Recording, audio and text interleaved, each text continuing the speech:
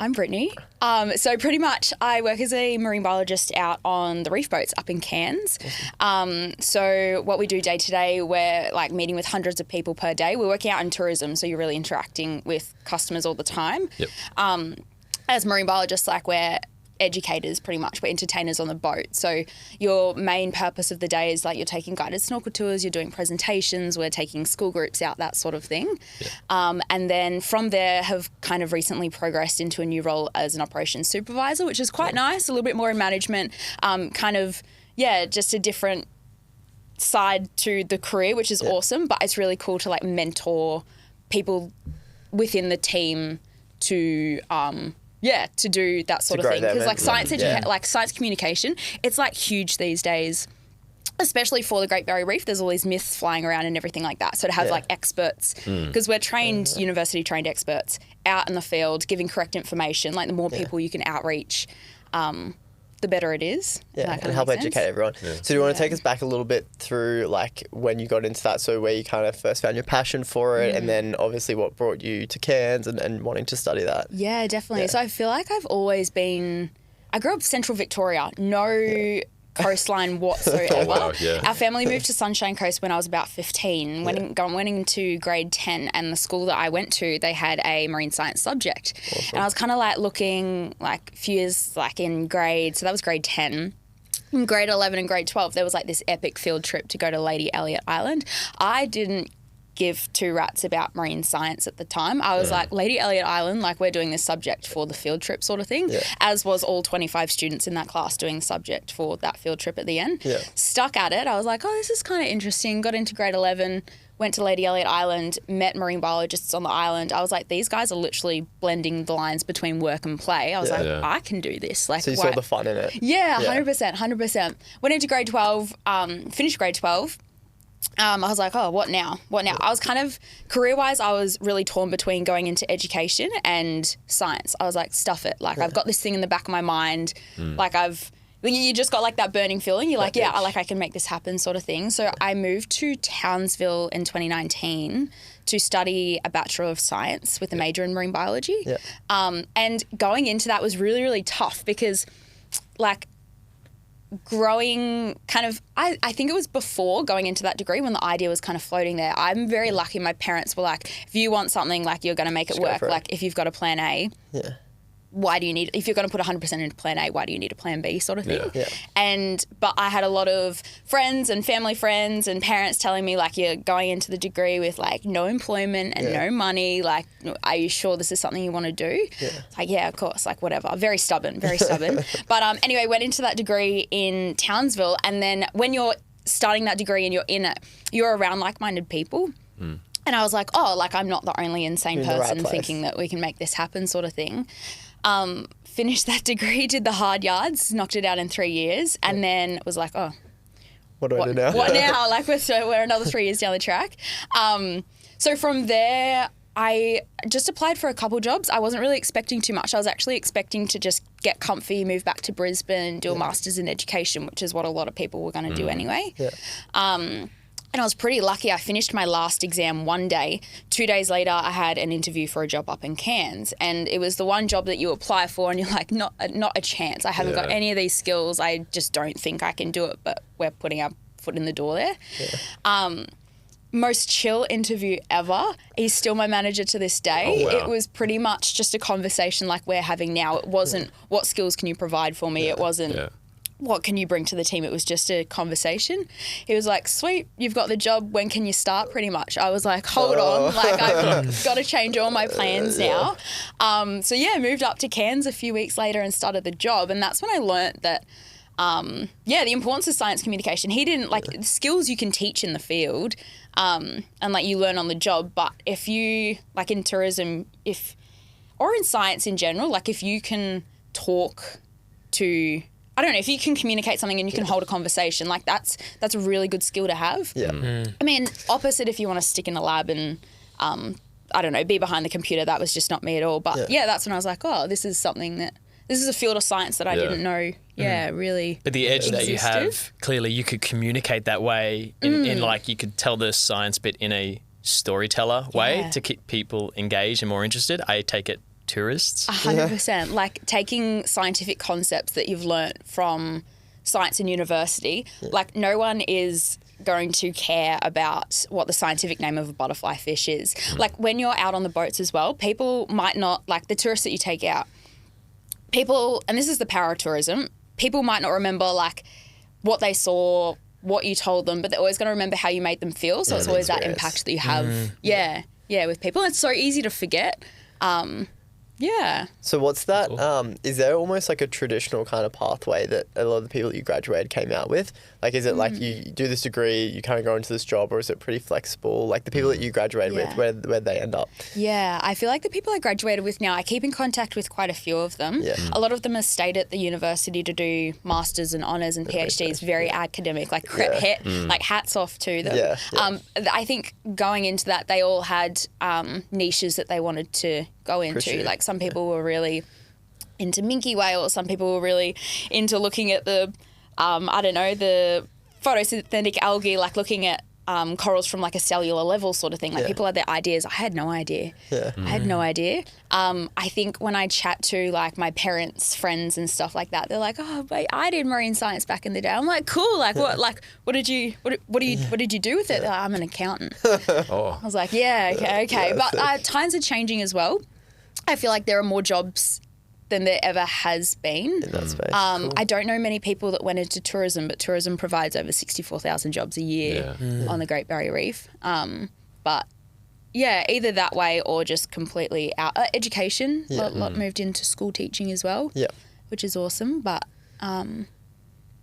yeah. So what's your angle on it now? Is it conservation and education as your niche? Yeah, definitely. And that's kind of where, so I work for a company called GBR Biology, and they are the biggest team of marine biologists and cultural guides on the Great Barrier Reef. So pretty much what that team is about is combining science and culture and how that's driving like 21st century conservation on the Great Barrier Reef. So like, and it's crazy. So one of the products that we have is called Dreamtime Dive and Snorkel. So you've got marine biologists on the boat, you've got cultural guides on the boat, and we do this presentation at the start of the day. And it's basically telling two sides to the same story about the Great Barrier Reef. So as the biologists, we're talking about like the geological formations of the Great Barrier Reef. You might talk about the last ice age and that sort of thing. You pass the mic over to the cultural guides. They're talking about their creation story, which is like their ancestors saw this firsthand, and it's just crazy how those dates and those stories just match. And that goes for like everything, like for their totem animals and stuff. We'll talk about the biology side, and they'll talk about the cultural significance, but like hunting and gathering and that sort of thing. Like it's really cool. Yeah. Well, let's talk about conservation on the reef. Some conservationists say we should stop all human activity on the reef, including tourism. Would that actually help, or would it actually do more harm than good? Yeah, I love this question. So Thank you. Pretty much, so pretty much to put it into context, this is a bit of a story. So let's start off, us on tourism boats, we visit the same sites every single day. So our company, Reef Unlimited, has 6, 7, we've just got a new boat, 6 or 7 vessels in the marina. So we visit a few different reef sites. You're at those sites every single day. You get to know the site inside and out. You can notice the smallest changes before anybody else. And this is what we call site stewardship. It allows you to identify patches of that reef that we know naturally bounce back by themselves. Let's say after Cyclone Jasper, we have a big outer reef wall, big drop off. The coral cover from that went from about 85% and it dropped down to below 40%. But we know that's like area of that patch of reef, it bounces back super, super quickly. Why? It could be the hydrodynamics around the area. It has lots of nutrients coming in from the open ocean. It could be the abundance of grazing herbivores, which are scratching off all that macroalgae, the gross stuff that sits on the reef after a disturbance. Doesn't need our help, doesn't need to be touched. It's going to bounce back. Usually that period takes around about 10 years. But also what that does, it also allows us to identify what patches of reef don't bounce back very quickly. And particularly if we're talking one of our reef sites called Reef, few different companies go there, but we've got like our own little section. There's like this massive coral rubble patch, and we know because of how the water moves around that area, it deposits lots of sand and coral rubble on this one corner. There's no stability for new corals to grow. We know that because we're snorkeling over it every single day. So this is where we know we can implement site. It's what we call site-assisted recovery. So at the moment, we've got a project. It's called the Mars Reef Stars. First thing, so it's a steel framework. It's like in a bit of a hexagon shape. Steel framework coated in bits of limestone and coral rubble. Pretty much that framework goes over patches of coral rubble. It stabilises the area, but before that gets put into the water, we attach like corals onto it. And the corals we find, they're called fragments of opportunity because we found them, they're just broken out off the reef. We collect them, we identify them down to a species level. Absolute nightmare. Coral taxonomy is an absolute nightmare. And then, we pop them down. So we've got aiming to get about 600 on Moore Reef by the end of this year. What we get a lot come back at that is like, it's a blimp of one patch of reef. Like, what impact is that going to have? It's a question we get all the time.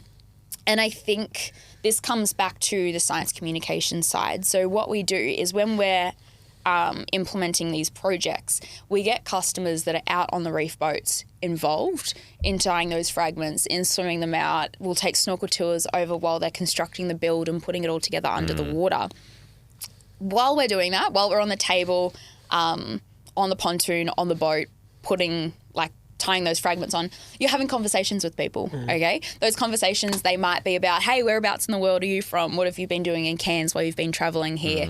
It might be what the actual project's about. They might have questions about like the Great Barrier Reef or anything like that. Regardless of what you're talking about, that's that connection that you're forming. That's that memory that you're forming back to. They might not remember what they did. They might not remember what they saw, but you're going to, like, the impact that you made them feel. That's all that you want people to feel, because because then they're going to take that home. They're going to take that feeling home with them, and hopefully that's going to motivate change to implement those small things in your life. Maybe I won't wash my car on the road. I might pop it on the lawn so no pesticides float into the you don't get runoff. Maybe I might just simply flick my light switches off when I go home, like when I leave for work that day. Like just those small little changes, but it's the one-to-one impacts that you can have. And if you're doing that with hundreds of people per day, even if it's just reaching one person, like that's the power of conservation. It's about pretty sick. I remember like probably a year or two ago now, like being part of a program where we took like these American leaders out, like a group of 20 out to the pontoon, and the same thing, like a group of them went out, did that part, snorkeled around, saw the project that you guys are doing, and then afterwards were just like, these are really high level leaders over in America, and they'd never seen the reef before, and just like the impact that had on them to be able to go back. They were just talking about it for like the rest of the trip, like the rest of the week. It was just crazy to see, like, they'd never come from, I guess, a place where they'd actually seen like the Great Barrier Reef or anything like that, maybe been snorkeling, anything like that. But like you said, that sort of left them with that memory that they could go, I guess, help shape the world. Definitely. It's kind of fun. Like, you almost like pull them in with like a fun kind of experience. And they're like, oh, we're going to go out on the water. Like, and then end up educating and spreading that message. And if it gets to the right person, you can get funding and, you know, PR out of it. Absolutely. And a big thing that we do as well is we have a program called Reef Connect, where we have corporate groups actually come out.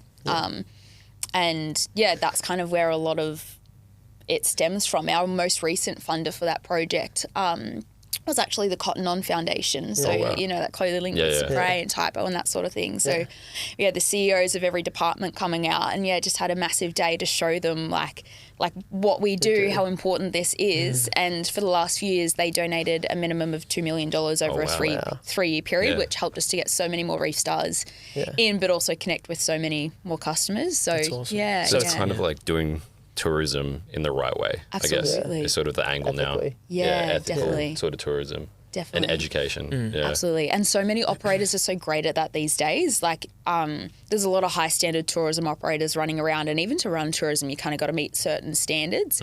Everyone that works in that industry, or most people at least, really do have their heads screwed on with with that side of things. There's a lot of different projects floating around. They all work and maybe don't work in their own ways, but it's all about that connection at the end of the day. Everyone has the same end goal, at least. Yeah. Definitely. So that's good education at like a grassroots level. We still constantly hear from the media that the reef is dying and it's all doom and gloom. Are you concerned with that narrative being pushed at like the national level? Are you okay with the strategy of just doing it at grass level? People will know, the right people will know, but it doesn't matter if, Sunrise is telling me that the reef is dying. Yeah, definitely. And I think like it's such a hard thing to hear. We hear about it every single year.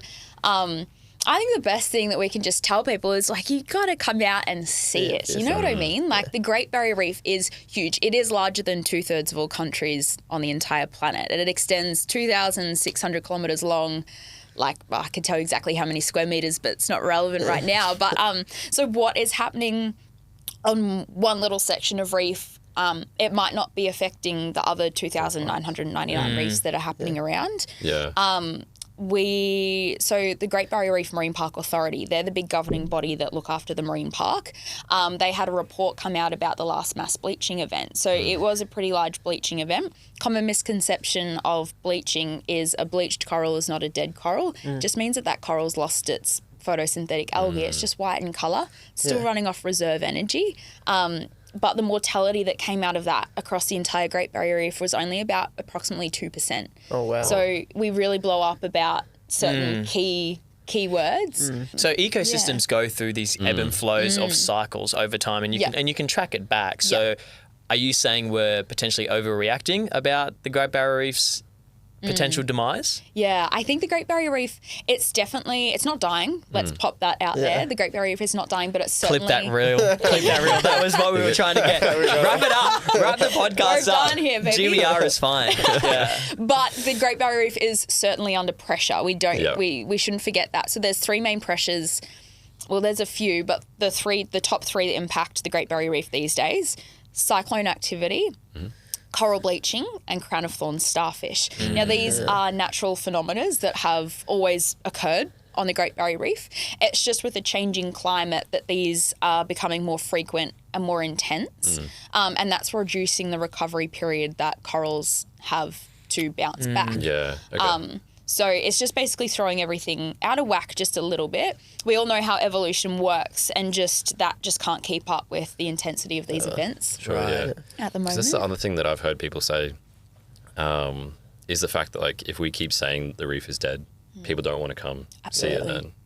So it's like kind of a balance, because like you want to talk about how much impact we're having on the reef and like all these events that are happening with cyclones, like you mentioned, and what we can do to take care of it. Yeah. Then you also don't want to scare people off. Yeah, it's hard. I feel like the ones that are scaring people off are like traditional media, and we saw the same thing with Cyclone Jasper, where they looked like all of Cairns was completely underwater. And don't get me wrong, obviously there were areas that were seriously affected, but the way they were reporting on it wasn't accurate. Yeah. But then you see, like, I think social media is almost becoming, bigger than what traditional media is, and our generation's probably primary source of news, and they were the ones that were accurately reporting on it. So it's one of those things, like, it's going to be that fight between traditional media and social media. Yeah. It just depends where you get your source from and what's more accurate. Yeah. Absolutely. That's true. Yeah. So what can we sort of do to, I guess, help the reef at our own level? Yeah, definitely. First thing is probably just get out there. Yeah. Get out there. Just get out there. Be curious. Like, unintelligence is just a lack of curiosity. Get out, ask those questions, see it for yourself. Yep. And then, like, little things that you can do practically at home. As I mentioned, washing your car on the lawn, turning off your light switches. Yeah. Like, I probably should have rode here today on a bike instead of drove a block around. But it's the small things that everyone is pretty much aware of, just your recycling. The big thing with climate change at the moment is carbon emissions. So even if we were to switch off all emissions today, it's going to take 100+ years to see that switch into...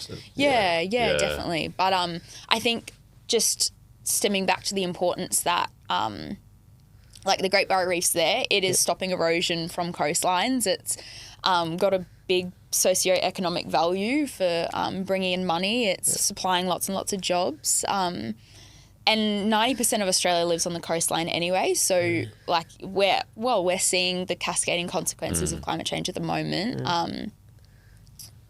Just being a little bit more conscious. Yeah. So a lot of things are just generally just better for the environment. Yeah, making those definitely. smarter decisions. Is there any like advice you'd give to, say, like younger generations that are probably feeling like the future doesn't look bright for them in terms of just climate change, the world changing in sort of a negative way, and all that pressure to sort of feel like they have to make up for what everyone else has sort of done before them? Yeah, definitely. I feel like the next generation coming through, we take a lot of school groups out on the boats and stuff, and they're just at that age where obviously excited about everything, motivated to do whatever, become a marine biologist, that sort of thing. Maybe...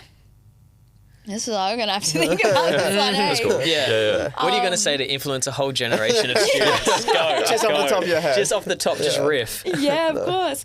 I keep coming back to it. Probably just that education. Like, as us coming through into the older generation, that's such a weird thing to say, but like just that education piece and showing them the fun in it. Yeah, I think that's always absolutely. such a big battle within like the high school system. Is like you never really know what you're getting into. Like you're signing up for a 3 or 4 year degree and you're like, what does it actually look like? Yeah. But to be able to actually take them out and show them that experience and show them how fun it is and that you can be making a positive change in the world and in the environment Absolutely. while still enjoying it. Like you said, they're just like being bombarded with social media where there's so much sort of negative news and potentially messaging around the reef or climate change. Yeah.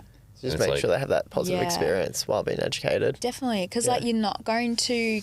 I know I don't care about something if I don't learn to love it, sort of thing. Like if you can fill their cup with passion and opportunities, and like that's what What's motivates change. If you learn to love something, you're going to care about it a little bit more. Yeah. And maybe seeing like that there is stuff that can be done.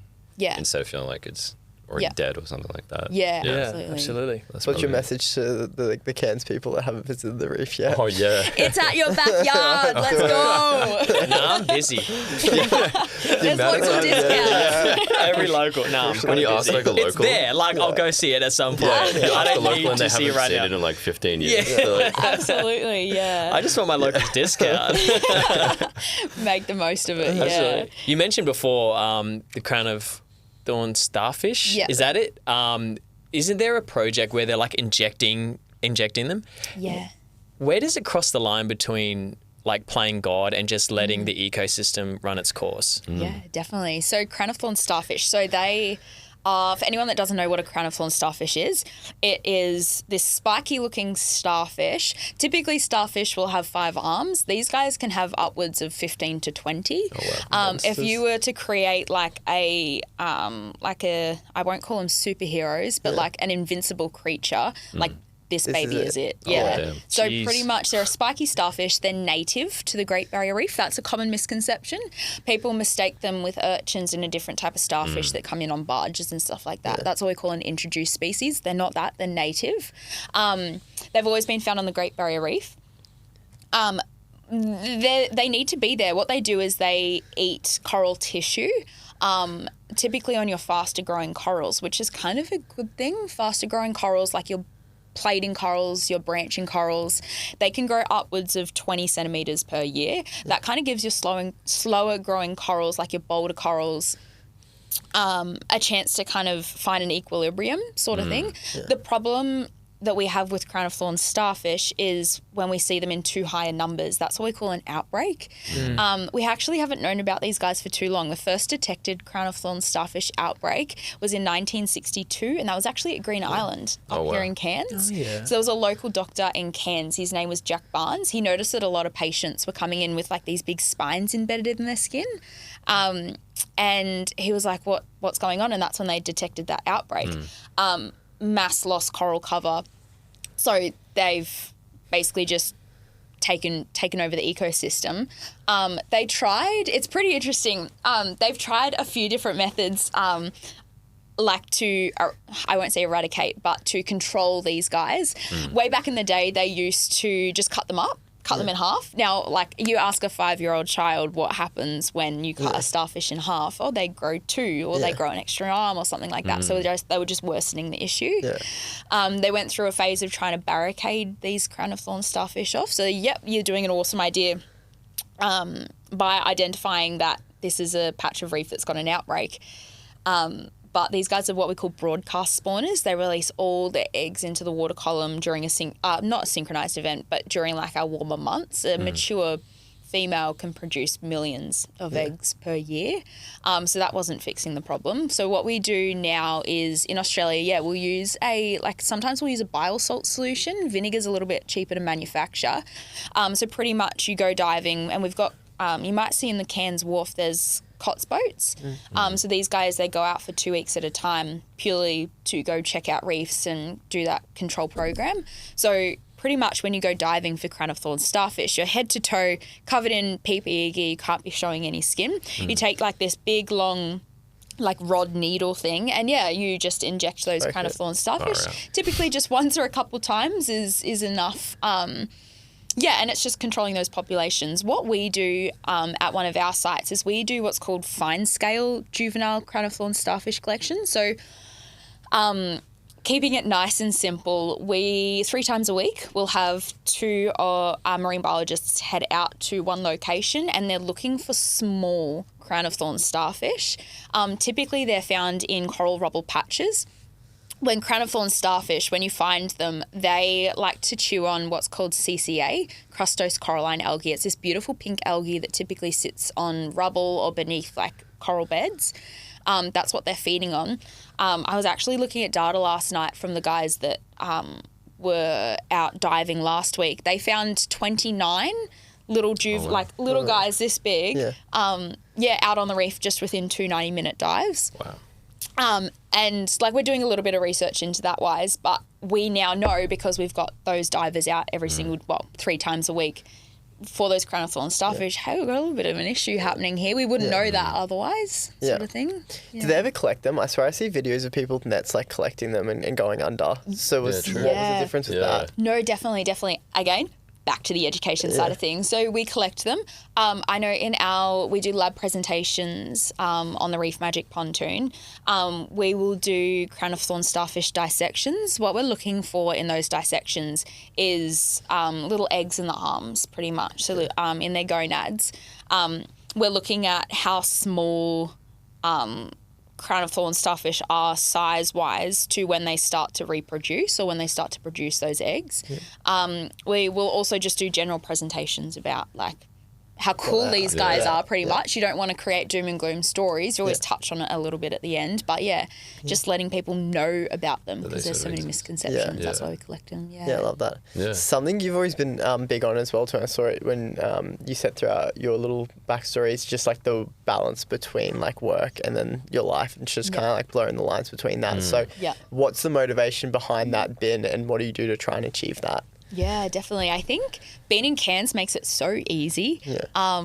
There's not many people that I know maybe besides you guys that have like grown up in Cairns and are still here kind of thing. But like I know a lot of my friends, we've moved to Cairns. It's such an epic place. Like outside of work, if you're happy and making the most of your time and you're always doing the things that you love, aka hiking, camping, waterfalls, like if that's what you're into, that's going to make you a happier person. And then just being in a workplace, how rare is it to do something that you love? You wake up and you're like, I get to do this sort of thing. Yeah. Sometimes work is work. Yeah. Sometimes you wake up, you hit the jackpot, you're like, I'm feeling great, I'm ready to do this. Yeah. Sometimes it's developing a cyclone out there and you're like, I've got to do this sort of thing. Yeah. So I think it stems back to like, if you want to do something, like you're going to find everything in your power to make it work. But it's making those massive leaps. I didn't think I'd end up in Cairns. I wanted to be comfy and move back home.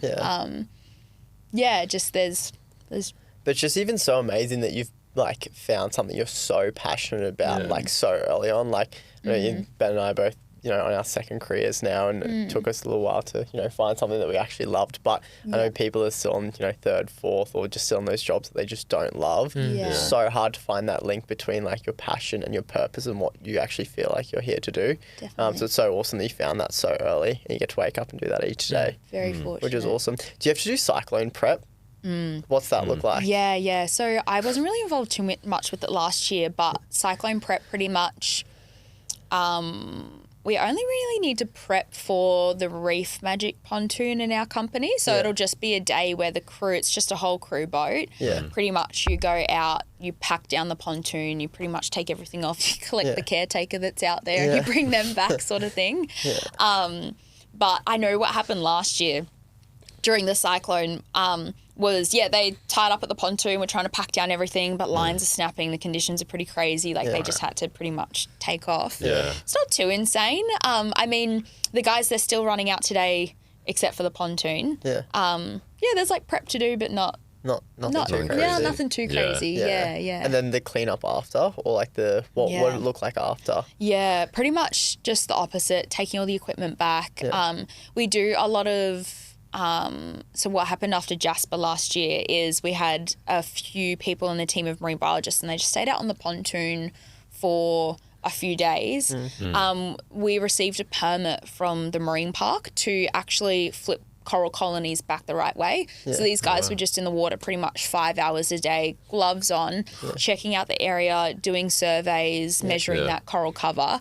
But corals that had flipped over, like they're potentially not going to reattach. There's a 30% chance when corals break off, they're going to reattach. These guys are probably not going to. Quite literally flip them back over on a bit of limestone. They're going to reattach within a few weeks. So that's the big prep inside. It's a big shock getting back in. I remember getting back in, especially Fitzroy Island. Last year or the year before, Jasper was 23. Yeah. 23 coming into 24, was it? That's it. Big shock because we had the cyclone, we had the flooding, and we also had a mass bleaching event as well. And the islands suffer a lot more because they're so close to the coastline. You've got the freshwater runoff from the island and from mainland. They're quite shallow because they're fringing reefs as well, so they do cop a bit more action. There's still a bit of work there. When you know the site inside out and you come back to it and you're like, this is like just not what you imagined before. But you just got to stay optimistic. And when you bring people out to those sites afterwards, like they don't know any different. They've never been there before. So just kind of keeping it rolling. Keeping it fun, Obviously, you spoke about, you know, coral reef, it's under pressure, it's not dying. Is there any other misconceptions that you're like, all right, this is my time, I've got the microphone, lights are on me, this is it? Let me think on that one for a second.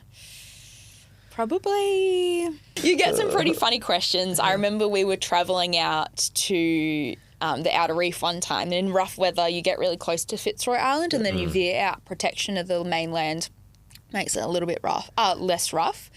I had a comment from a customer one time, and like we laughed about this. We laughed about this when this happened. We got close to Fitzroy Island, and this gentleman goes, "Is that New Zealand?" Oh, what? And Brilliant. so it's just like small things like that. Is he American? Yeah, I was just about to ask that. Probably. No, I'll cut that out. But sometimes, maybe.